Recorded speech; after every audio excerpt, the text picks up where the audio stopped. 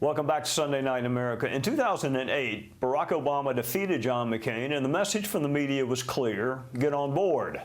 McCain won over 45% of the vote, but there was no talk of trying to understand why. The media loved Barack Obama, still does for that matter, and the rest of us needed to get on board. So too in 2012, Mitt Romney won 47% of the vote, close to half the country.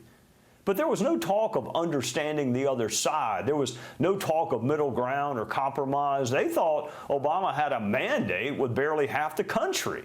And then came 2016, which shocked the left and the media, to the extent there's a difference. Virtually no one forecast victory by a New York billionaire with no political experience. And then the shock gave way to anger, which morphed into action, negative, usurping action.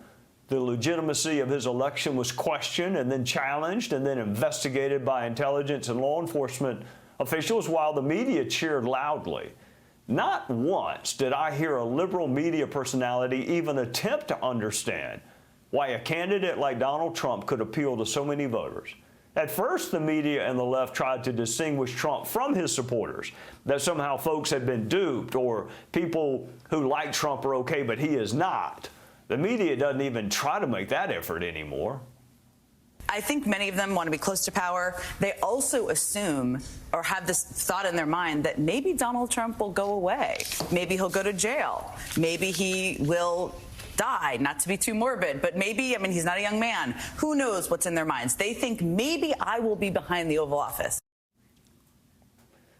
A former CNN reporter wrote on social media of her surprise at how, quote, normal a group of Trump supporters seemed at a dinner she attended.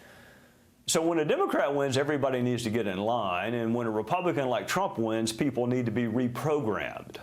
That's what happens if no one you know votes for the other side.